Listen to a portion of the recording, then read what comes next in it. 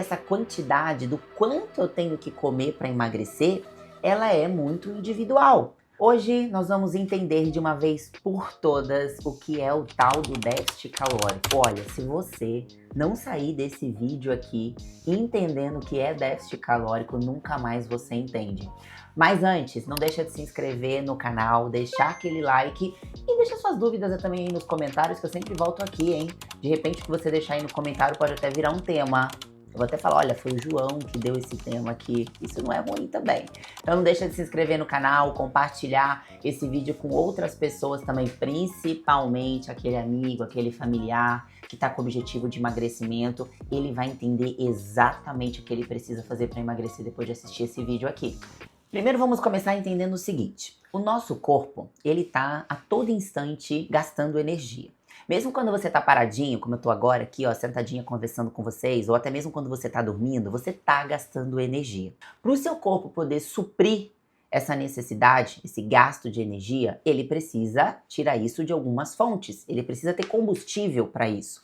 Você não usa combustível, você não usa energia somente quando você vai treinar. A comida é a fonte preferida do corpo. É o que ele mais gosta de usar como fonte de combustível. Só que nós temos uma outra fonte. Sabe a gordurinha? Aquela mesmo que você está querendo perder? Essa gordurinha, ela também é uma fonte de energia para o corpo. A notícia ruim é que ela não é a fonte preferida. E quando eu preciso emagrecer, eu tenho que dar um jeito do meu corpo usar essa fonte como energia. Porque é assim que eu emagreço. Agora, aqui que vem a brincadeira que eu tenho certeza que vai fazer com que vocês entendam de uma vez por todas. Para poder falar sobre déficit calórico, eu vou mexer na conta corrente e na conta poupança de vocês. Funciona mais ou menos assim.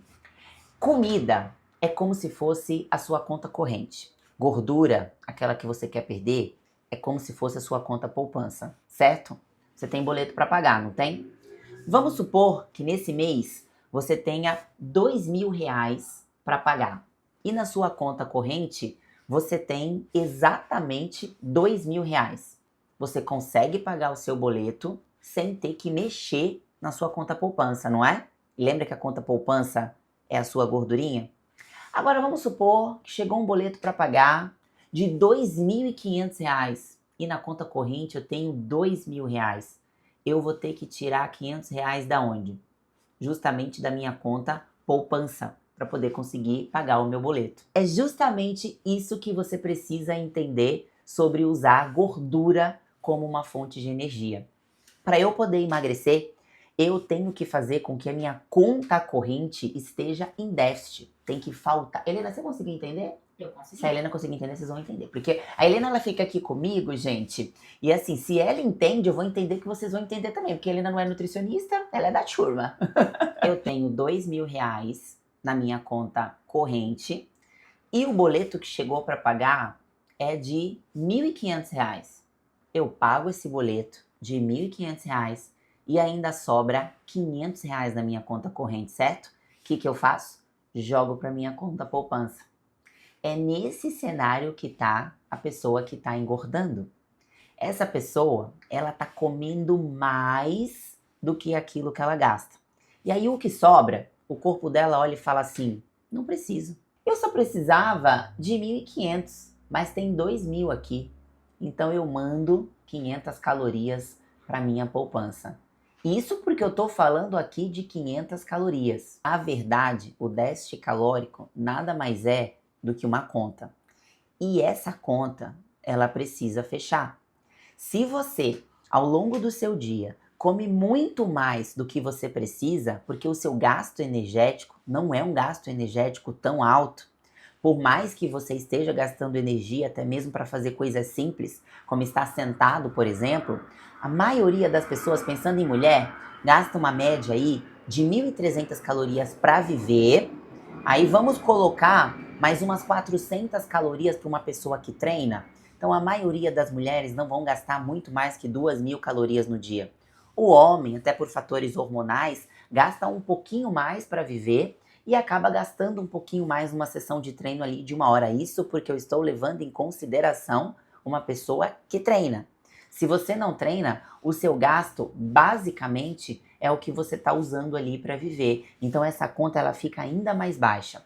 Só que você come o dia inteiro. Chega no final do dia, você comeu muito mais do que aquilo que o seu corpo precisava para suprir as suas necessidades. Gi, vamos supor que na minha conta entre muito dinheiro, na minha conta corrente. Vamos supor que eu coma mais do que eu preciso, só que de alimentos saudáveis. Olha só, sua conta corrente não quer saber se é euro, se é dólar, o que é. Sobrou, vai para a conta poupança. Infelizmente. Mesmo você se alimentando de forma mais saudável, mas se tiver de forma exagerada, se tiver entrando mais banana do que esse corpo precisa, mais batata doce do que esse corpo precisa, mais arrozinho com feijão do que esse corpo precisa, a conta vai continuar não fechando. O corpinho vai olhar e falar assim, sobrou? Opa, conta poupança, vamos deixar lá na emergência. Vai que um dia ela precisa. A questão é que raramente você vai precisar. Levando em consideração aí que a maioria das pessoas tem trabalho, né? Onde elas ficam mais sentadas ao longo do dia e a parte do dia mesmo, onde de fato elas estão mais em pé, estão mais em atividade, gastando mais energia, é no momento ali do treino e para a maioria das pessoas este momento representa o que? Uma hora e meia ali do dia. É importante até fazer um parênteses aqui, pessoas que possuem profissões, né, ou que têm uma rotina de vida, onde elas ficam mais tempo em pé, mais tempo em atividade, essas pessoas têm um gasto básico maior. Por exemplo, de um treinador que fica o dia inteiro dando aula, ensinando movimento para os alunos, ele fica em pé, ele ajuda a pegar peso, é uma pessoa um pouco mais ativa. Eu pego um carteiro, por exemplo, que fica o dia inteiro na rua, entregando cartas, caminhando para um lado, caminhando para o outro. Eu pego um pedreiro, por exemplo, uma pessoa que fica o dia inteiro fazendo força. Mesmo que elas não treinem de forma específica ali, elas têm um gasto calórico mais alto porque elas têm uma rotina mais ativa. Pessoas que trabalham em pé, vendedores que ficam o dia inteiro no shopping em pé, ainda que não estejam andando muito, mas ficam o dia inteiro em pé. Então essas pessoas gastam um pouco mais. Por isso que essa quantidade do quanto eu tenho que comer para emagrecer, ela é muito individual. Porque vai depender desses fatores, de como é a sua rotina de vida. Eu tô falando aqui muitas vezes para pessoas que fazem 2 horas de treino no dia, pessoas que fazem 4 horas de treino no dia, pessoas que só conseguem treinar 30 minutos. O gasto calórico também muda, mesmo que essas pessoas façam o mesmo esporte. Então eu tenho 3 pessoas que fazem corrida, mas uma segue uma planilha de 30 minutos de corrida. A outra segue uma planilha de 1 hora de corrida. A outra segue uma planilha de 3 horas de corrida. O gasto calórico não é o mesmo. Ainda que eu esteja falando de 3 pessoas com a mesma composição corporal, com o mesmo peso, com a mesma altura, com a mesma idade, as 3 sendo mulheres, por exemplo, o gasto não é o mesmo. Por isso que quando a gente fala em alimentação, eu tenho que sim, mesmo que a qualidade esteja muito boa, mesmo que eu tenha uma alimentação muito saudável, muito equilibrada, eu como fruta, tudo que eu vou comer eu como integral, priorizo alimentos mais saudáveis, não industrializados, não processados, não ultraprocessados. Mas se você estiver comendo muito, a sua conta continua não fechando. E por que que o nosso corpo insiste em fazer essa reserva se eu não preciso dessa reserva? Porque o nosso corpo ele é muito inteligente. Para ele, até hoje, nós vivemos igual os homens da caverna. Que assim, a gente não vai ter comida disponível. Que a qualquer momento a gente pode entrar numa escassez. Não vai ter um bichinho para caçar, não vai ter um bichinho para pescar. Ele entende que a qualquer momento a gente pode precisar dessa reserva. Por isso que pessoas que têm uma reserva maior, ou seja, pessoas que estão mais acima do peso, ou que têm um estoque maior de gordura, são pessoas que teoricamente deveriam sentir menos fome. Porque essas pessoas têm uma reserva forte de energia. São pessoas que se ficarem alguns dias sem comer, elas vão demorar mais para ter uma necessidade fisiológica, porque elas têm um estoque alto de energia. Pessoas que já têm um percentual de gordura mais baixo, a conta poupança dessa pessoa está mais vazia. Ela não tem tanto dinheiro nessa conta poupança. Então é uma pessoa que tende a sentir fome mais rápido, se passar por um período de escassez, isso vai acontecer. Então, já estamos combinados entre nós aqui que esse déficit calórico é importante, necessário e obrigatório para o meu emagrecimento. Já estamos combinados aqui também, coloca aí para mim nos comentários que eu preciso, neste caso, usar minha conta poupança. Estamos combinados, né? Mas Gi, o que eu posso colocar em prática para facilitar esse déficit calórico. Eu vou passar para vocês aqui 5 dicas simples de como deixar esse déficit calórico mais fácil.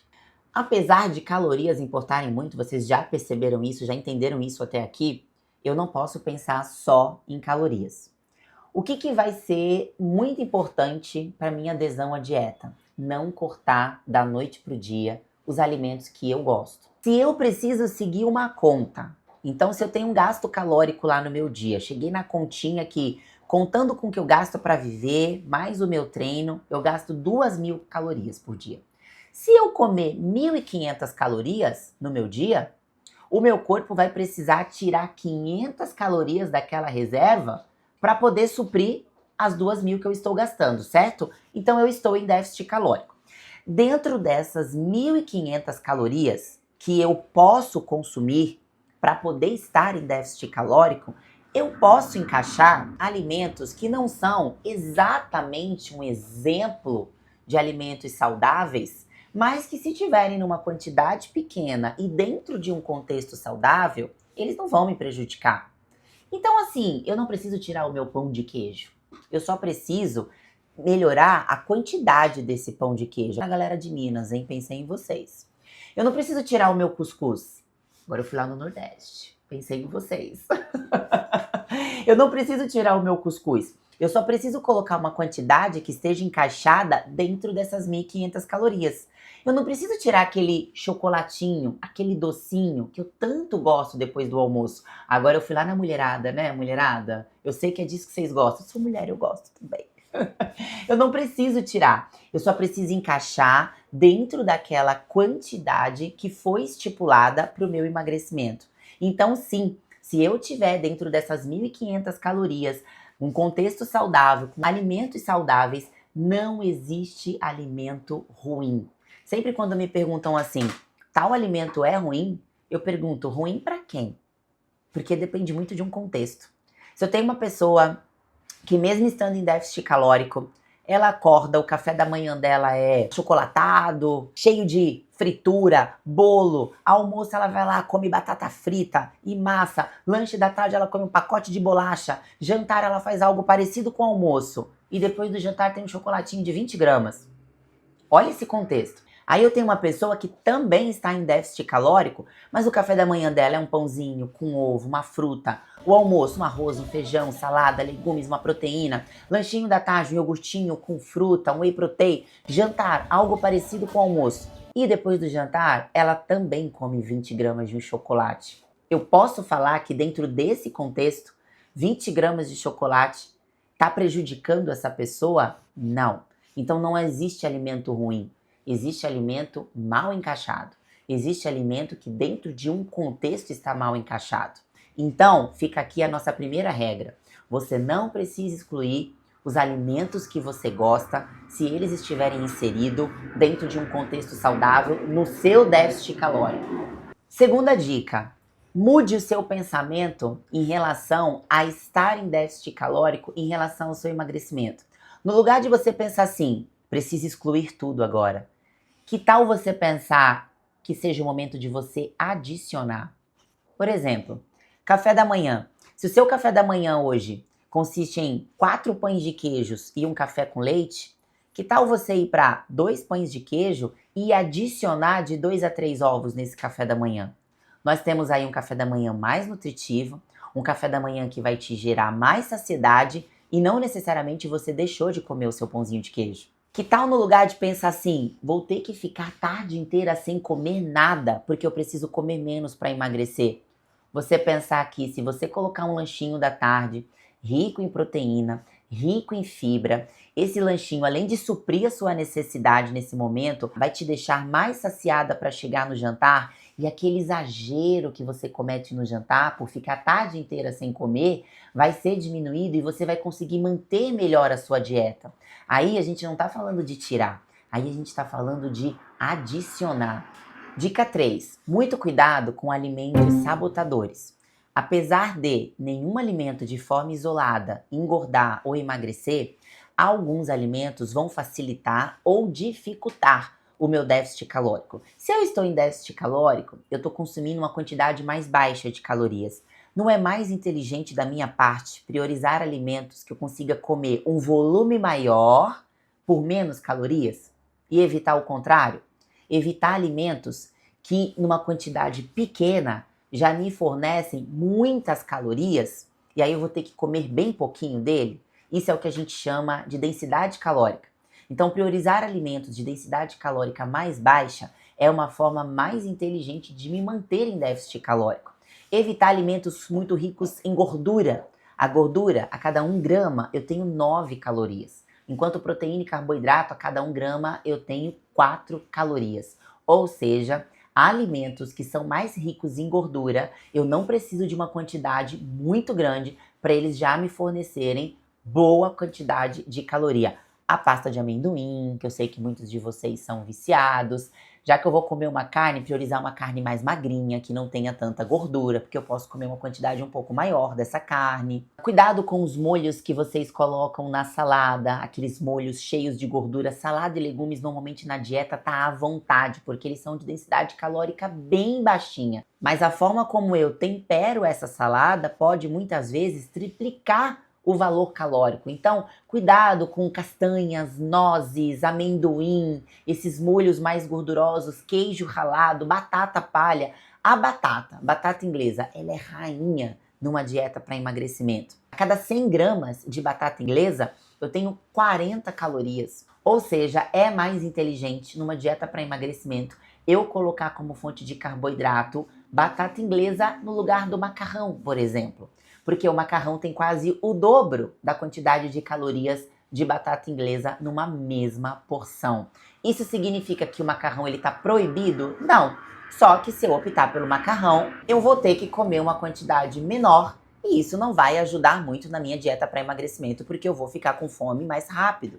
4. Temos que falar dele. Final de semana. O final de semana pode derrubar o seu déficit calórico. Mesmo que você, ao longo da semana, tenha feito tudo bonitinho, tenha conseguido manter aquelas 500 calorias ali que você estava economizando, ficado na sua dietinha lá de 1.500 calorias, dependendo do volume de comida que você comer nesses 2, 3 dias aí do final de semana, na conta total da semana, você ultrapassa a quantidade de calorias que você teria que ingerir diariamente para se manter em déficit calórico. Eu gosto de dar um exemplo assim, ó, que é o que vocês fazem com o final de semana. Eu quero comprar um apartamento. E aí eu começo a economizar para comprar esse apartamento. Todos os dias eu vou lá e coloco R$ 100 na minha conta. Eu coloco R$ 100 na segunda, eu coloco R$ 100 na terça, eu coloco 100 na quarta, 100 na quinta e 100 na sexta. Sábado e domingo eu vou no shopping e gasto tudo aquilo que eu coloquei na minha conta. Ah, mas segunda eu volto a economizar. Mas sábado e domingo eu vou lá e gasto tudo aquilo que eu coloquei na conta. Quando que eu vou conseguir comprar o meu apartamento?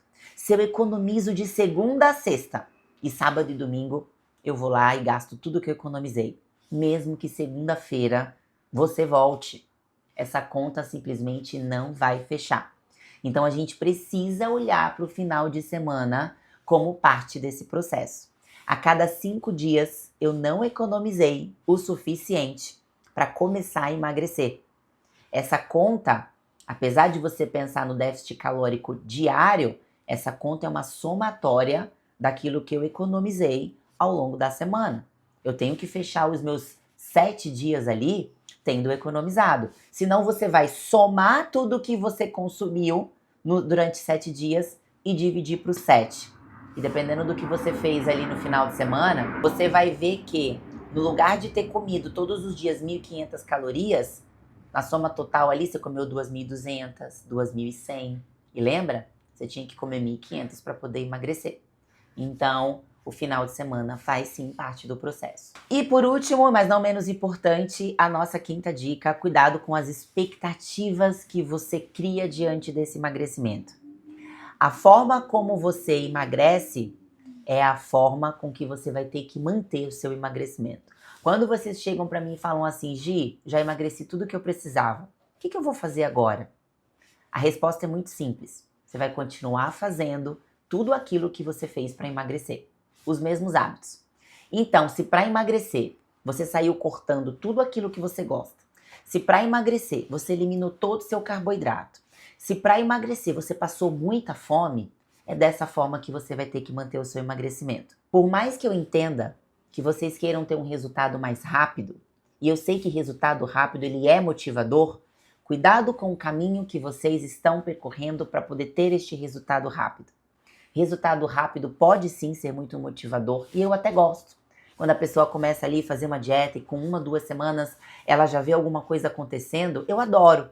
Quando meu paciente me manda uma mensagem, Gi, em 1 semana eu já perdi 2 quilos, minha calça tá mais larga. Eu fico muito feliz com isso porque eu sei que isso vai ajudar muito a adesão. Mas o que me deixa tranquila é que eu sei que esse resultado rápido, ele tá vindo diante de uma estratégia eficiente e sustentável. Ele não tá vindo porque ela saiu cortando tudo da noite pro dia, porque ela tá passando fome, então eu sei que ela vai conseguir sustentar isso. Então, não crie uma expectativa diante de uma energia que você vai estar colocando em algo que você não sustenta.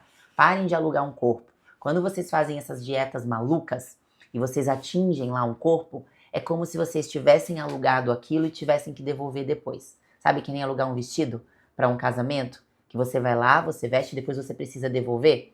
É isso que você faz com um corpo que você não consegue sustentar. Esse corpo ele não é seu, porque ninguém vive cheio de limitações. E mais importante do que emagrecer é manter o meu emagrecimento. Porque no próximo vídeo, inclusive, a gente pode falar sobre o efeito sanfona e todos os malefícios de viver nesse engorda e emagrece, engorda e emagrece. Isso é o pior que você pode fazer pelo seu corpo. A gente já tem vídeo no canal do Efeito Sanfona. Ah, já tem? Já. A Helena tá me falando que a gente já tem vídeo no canal do Efeito Sanfona.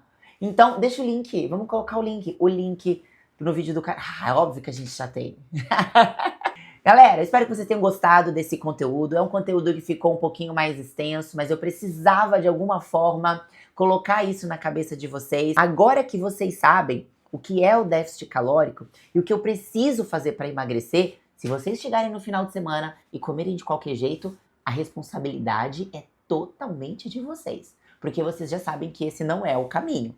Vocês já sabem que essa conta poupança precisa ser utilizada. Vamos colocar essa conta poupança para jogo, hein? E legal treinar no final de semana também. Isso é uma dica de uma sexta aí, uma extra. Treinar no final de semana. Porque o que acontece no final de semana? Você gasta menos energia ainda, porque a maioria das pessoas já não estão trabalhando, não é, Helena? Não praticam atividade física e comem 3 vezes mais. É só encher nessa conta corrente. Não, e aí pega e estende, né? Esse final de semana às vezes começa na sexta-feira. Exatamente. Vocês entenderam que, olha só, vocês gastam menos energia e consomem mais energia. É só dinheiro nessa conta corrente, a conta corrente cheia. E aí chega na segunda-feira, quer correr atrás do prejuízo, mas não dá tempo, até porque daqui a 5 dias é final de semana de novo. Olha que caos que vocês estão criando aí. Espero que vocês tenham gostado desse conteúdo. Deixa aqui nos comentários o que vocês acharam, se vocês têm mais alguma dúvida. E mais uma vez, não deixem de se inscrever no nosso canal. É um prazer estar aqui com vocês e até o próximo.